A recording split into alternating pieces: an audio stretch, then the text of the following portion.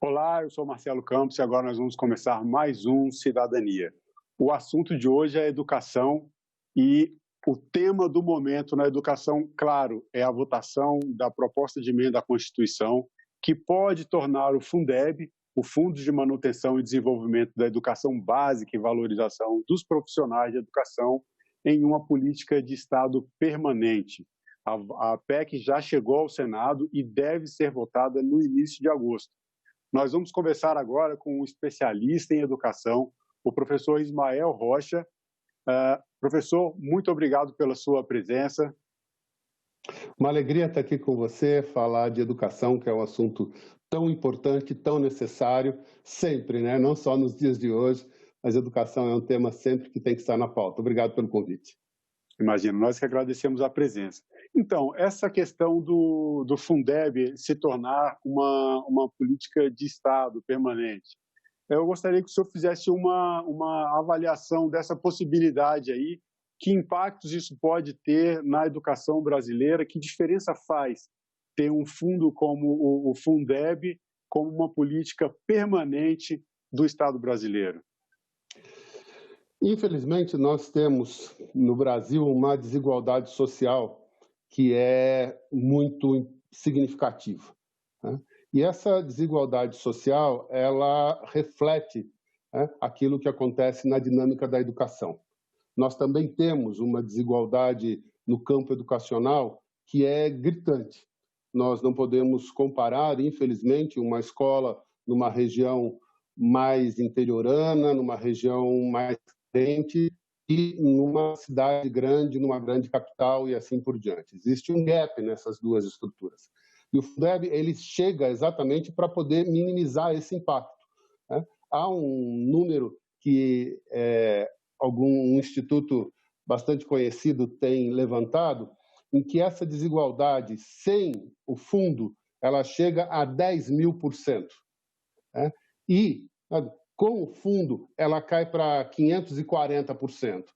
540% já é um número absurdo em termos de desigualdade, né? Mas se comparado a 10 mil, ela é um número irrisório, é um número muito pequeno. Então, o fundo ele chega exatamente para poder tentar minimizar esse enorme gap que a gente tem, essa enorme distância que a gente tem, e torná-lo permanente, né? Isso dá uma garantia para que as escolas possam construir um projeto mais tranquilo a médio e longo prazo. Eles terão condições de fazer seu investimento, os estados terão condições de definir políticas públicas para suas escolas que, de repente, precisam mais desse tipo de investimento, fazer uma capacitação maior dos professores, ou seja, tudo aquilo que se torna permanente permite com que o processo todo de formação desses professores e da melhoria da estrutura das escolas tenha um ganho muito maior do que aquela questão de imediato, eu preciso resolver, é agora, eu não sei se vai renovar e assim por diante. Então, essa votação se torna muito importante, a gente crê que ela vai ser aprovada para se tornar realmente algo que vai minimizar essa diferença entre as estruturas acadêmicas que a gente tem no Brasil, que também é tão cheio de diferenças e também por isso é tão maravilhoso. O país é muito grande, as realidades são muito diferentes mesmo. É difícil comparar o norte com o sul do país, por exemplo.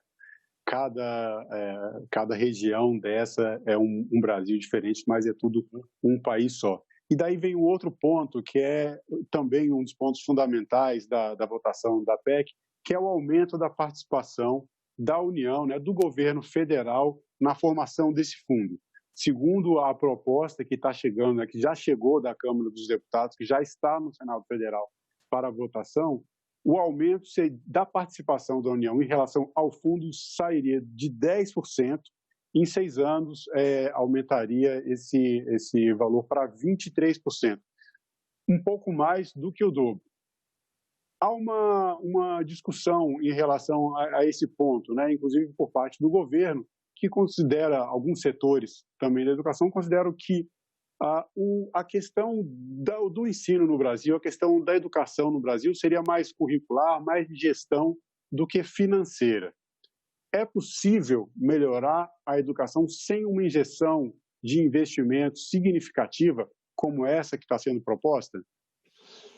Então, o que a gente percebe é que os números apontam que aquilo que é investido hoje na educação deveria trazer um resultado muito maior do que aquilo que a gente observa, né? Uhum. Então, essa questão de vamos aumentar o fundo ou o valor do fundo para que a gente possa alterar o impacto e esse aumento do valor, né, ele vai diretamente para a mão da escola, do professor e assim por diante. Há, né, no Brasil, infelizmente, né, uma dificuldade em se construir uma política de Estado na área da educação. Isso é crônico, né? Uhum. Nós que estamos há muito tempo nessa labuta, nessa jornada, a gente consegue perceber quantas alterações, são feitas a cada mudança, do desenho que cada governo entende da educação. Então, nós não temos uma política de Estado, né, que possa realmente construir um alinhamento entre todas estas questões. Então, o que acaba acontecendo? Muito deste recurso, né, acaba se perdendo na estrutura e não no fim dela, no fim dele, que seria realmente o impacto no professor e na dinâmica do ensino-aprendizagem do aluno lá na ponta. Então, essa é uma questão que a gente tem que levar em consideração.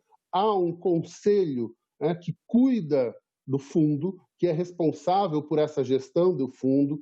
Nós precisamos dar maior voz para este conselho.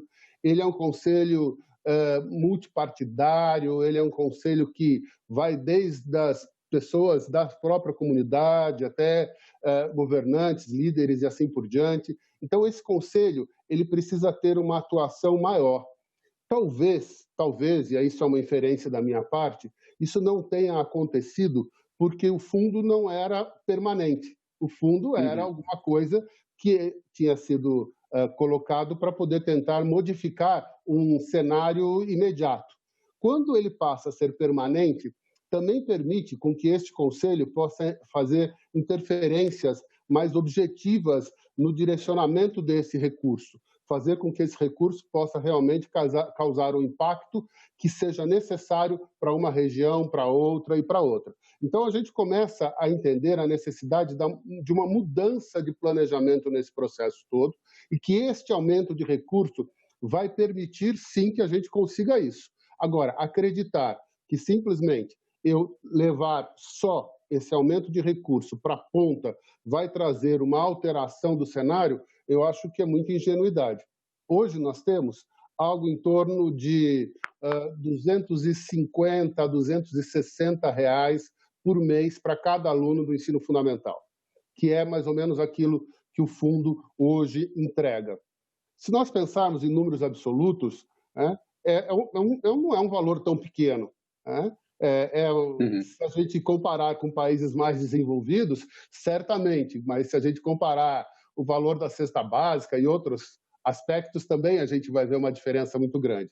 Mas Sim. Quando a gente olha objetivamente esse valor como valor absoluto, ele não é tão pequeno assim, tão insignificante assim.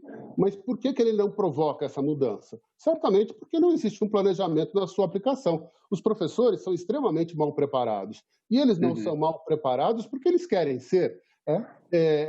Eu ando por esse Brasil, visitando desde as escolas públicas rurais até universidades. Tive a oportunidade de viajar quase o mundo todo também, falando em grandes universidades. E você percebe que a característica do educador ela é a mesma, lá no interior, onde você tem recursos parcos, até uma grande universidade num país mega desenvolvido como os Estados Unidos ou como o Japão. O espírito do educador ele não se altera, né? Agora, o que se altera é a preparação e a capacitação que é dada a esse educador. Um educador melhor preparado, um educador que tem condições de realmente desenvolver o seu trabalho com um padrão de qualidade melhor, com um planejamento mais estruturado, isso certamente muda a realidade, né? A gente tem, talvez até seja um tema para a gente conversar daqui a pouco, mas a gente tem índices de evasão no Brasil altíssimo. Né? Por quê? Porque há uma enorme desmotivação dos estudantes em continuar.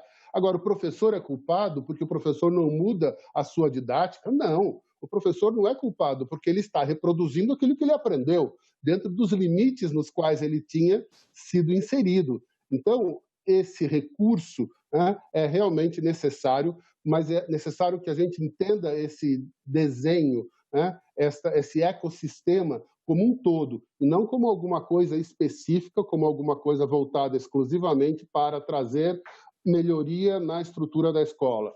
Sim, é necessário que isso faça, mas esse dinheiro agora, de forma permanente, ele tem que trazer um alinhamento maior, uma alteração de todo o ecossistema. Senão, daqui a 4 anos, nós estaremos aqui conversando e falando dos mesmos problemas.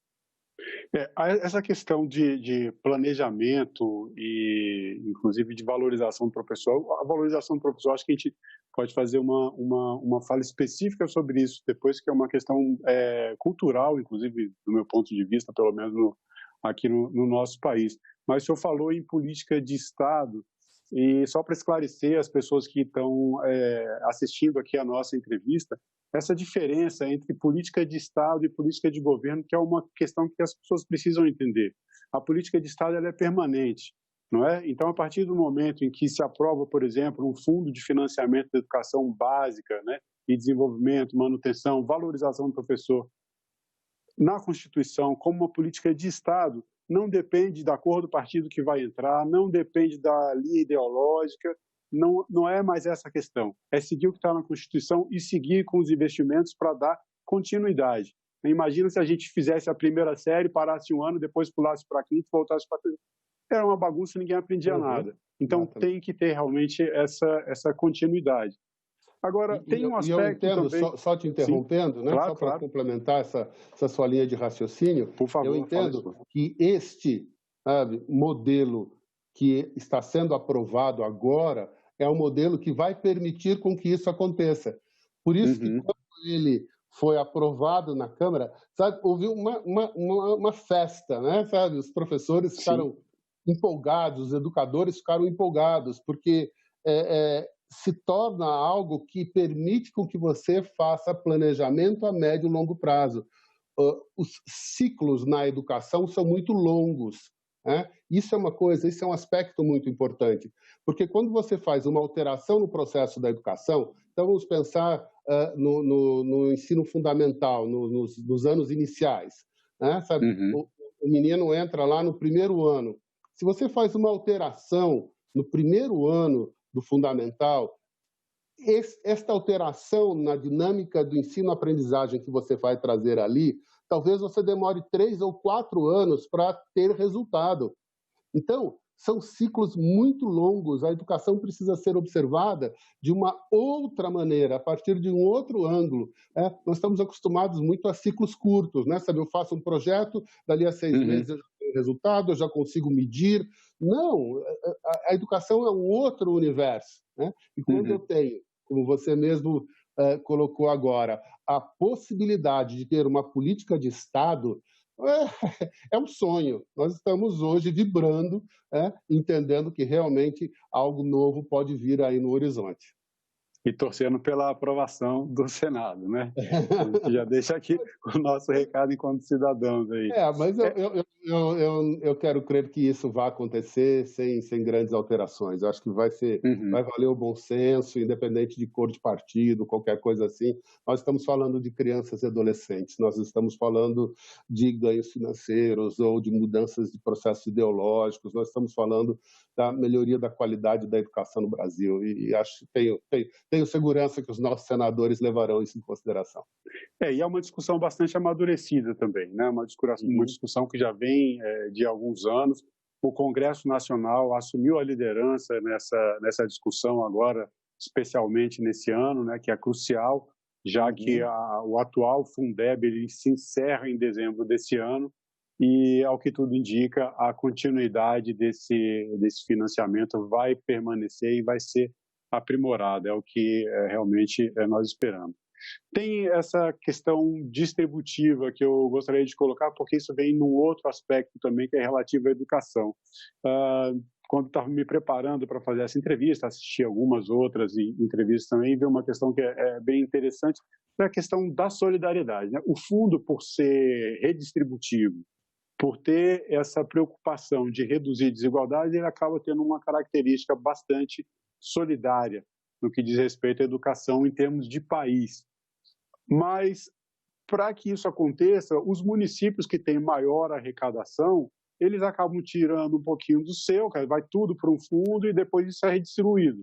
Então, o fundo que arrecada, né, o município melhor, que arrecada muito, ele vai tirar um pouco da sua arrecadação e vai passar para o município que arrecada pouco ou que não arrecada nada. E isso é objeto, muitas vezes, de resistência política, porque alguns acham que não, minha cidade está arrecadando, eu não tenho obrigação de me preocupar com outros municípios, por que o meu município aqui no meu estado tem que estar preocupado com.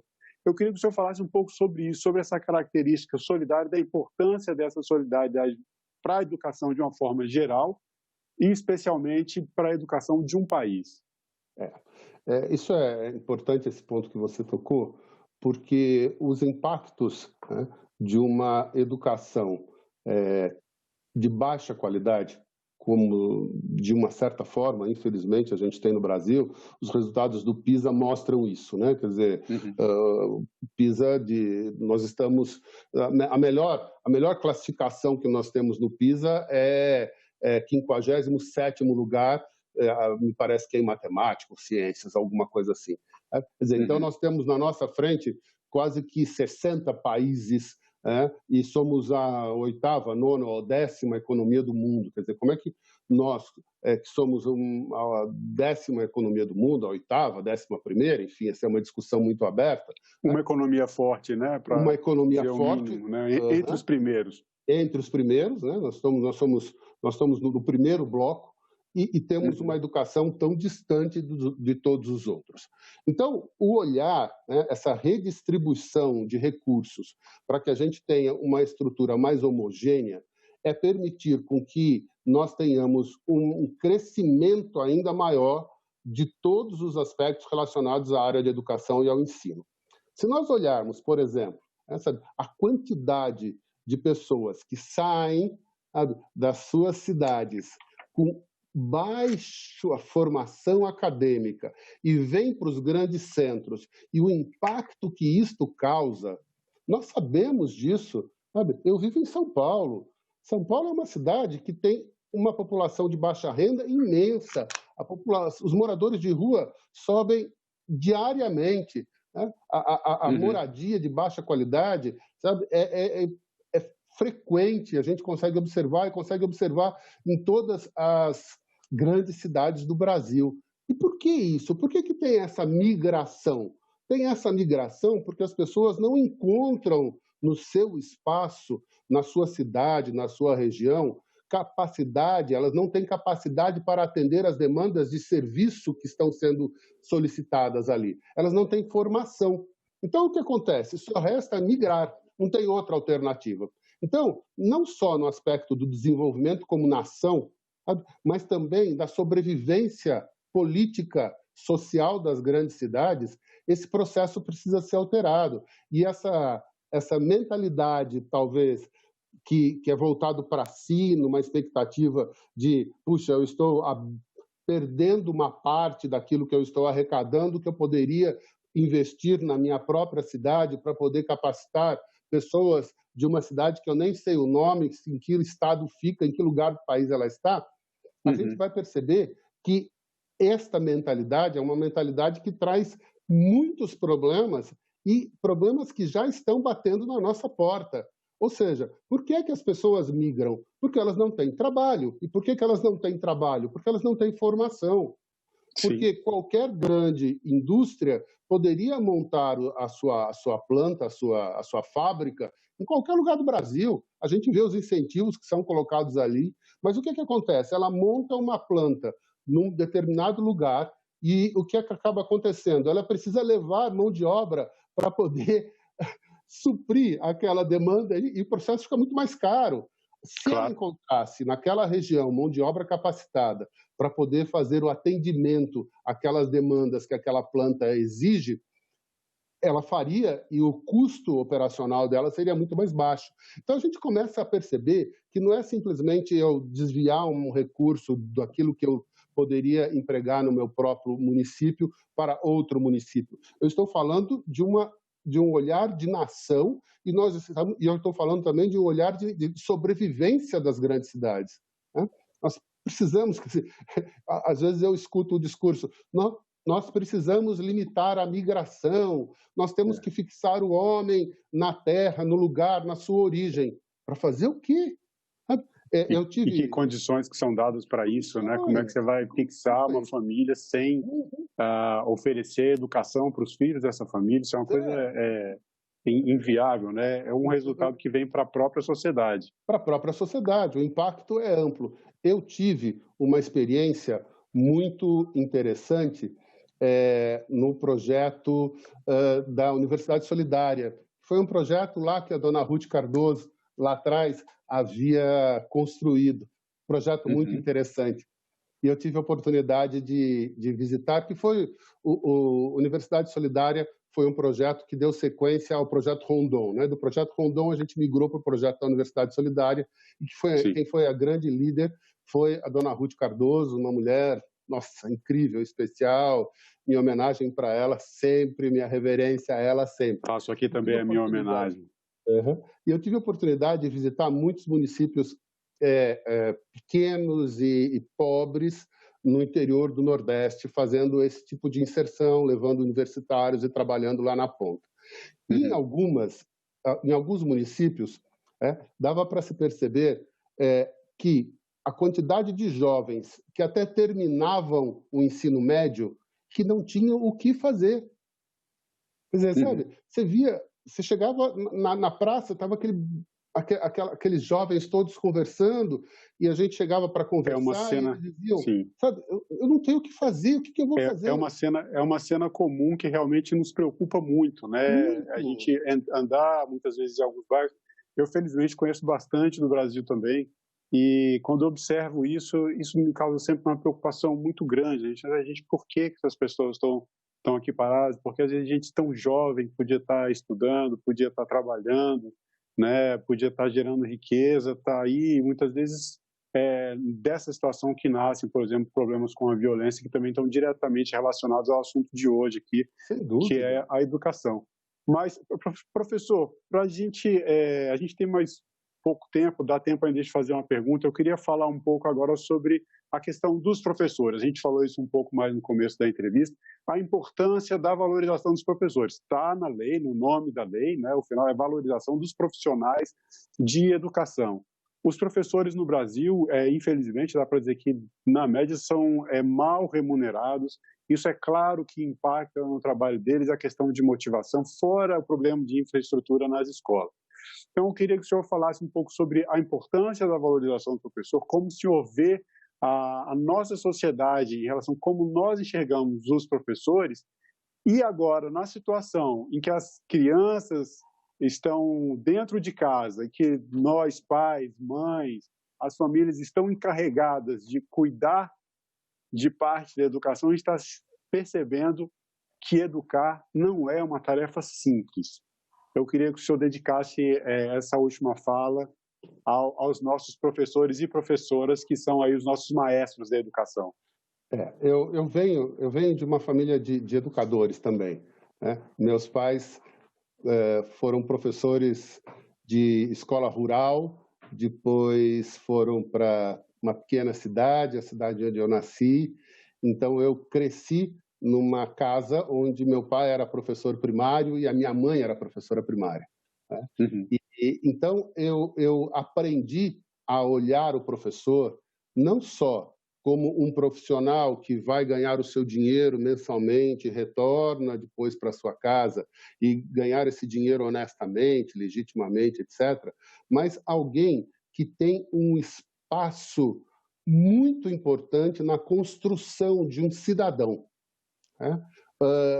O professor, ele não se limita a simplesmente capacitar seus alunos para que eles saibam mais matemática, ou mais português, ou mais ciência, ou qualquer outra coisa assim. Ele está muito além disso. O conceito que eu tenho de escola, né, qual é a definição de escola que eu tenho? A definição de escola que eu tenho é um espaço no qual, a partir do momento que a criança, o jovem, o adolescente participa, ele consegue enxergar o mundo de uma maneira diferente. Ele consegue influenciar, ele consegue ser um cidadão mais participativo. A escola transforma o olhar de cada uma das pessoas que está ali dentro. E essa transformação passa diretamente pelo papel do professor. O papel do professor hoje, e sempre foi assim, é fundamental para que a gente tenha realmente uma mudança desse ecossistema. Infelizmente, no Brasil, né, a formação dos professores ainda está longe da ideal. Né? Está longe. A gente percebe que os professores estão buscando conhecimento, estão buscando informações, mas ainda isso não tem sido dado, oferecido a eles de uma maneira consistente. E a valorização deles, né? Volto a dizer, a gente caminha aí por esse mundo afora e a gente percebe o papel e a importância que o professor tem nos países que hoje são considerados os países mais desenvolvidos. Países da Ásia, em que eles construíram uma transformação incrível nos últimos 20 anos, e Sim. isso é dado, você vai lá e verifica, né, a quantidade de horas que foi empreendida na capacitação do professor. Né? E quando você fala desse momento de pandemia que nós estamos vivendo, né, os professores viveram também um momento de extrema angústia, porque a grande parte deles, principalmente nas grandes cidades, nas escolas com uma estrutura ainda um pouco melhor, eles foram levados a trabalhar remotamente. Só que eles não tinham a menor ideia como fazer isso. Quer dizer, o professor não aprendeu no curso de pedagogia como se trabalhar, como se dar aula remotamente. Isso não está na base curricular do curso dele. Essa é uma nova realidade que todo o sistema educacional vai ter que se readaptar, né? E os professores também. Esse ponto, assim, a gente poderia falar um pouco mais, eu gostaria muito de levar um pouco mais adiante, pelo menos o assunto dessa nossa última pergunta, mas a gente está chegando no nosso limite de tempo, eu vou pedir desculpas, professor, mas eu preciso fazer o encerramento da nossa entrevista. Eu quero agradecer o seu tempo e agradecer pelas suas palavras aqui, muito esclarecedora a entrevista. Estou à disposição de vocês e torcendo por um ensino melhor, porque assim nós vamos construir uma nação. Estamos juntos, estou na mesma torcida. Obrigado. E obrigado também a você que nos assistiu. Esse programa, essa entrevista fica disponível no site da TV Senado, senado.leg.br. Compartilhamento dessa entrevista é livre, é informação pública. E também está no nosso canal no YouTube. Se você quiser fazer contato com as redes sociais do Senado, converse com a gente, sugira uma pauta, critique o nosso programa também. Estamos abertos. Obrigado e até o próximo Cidadania.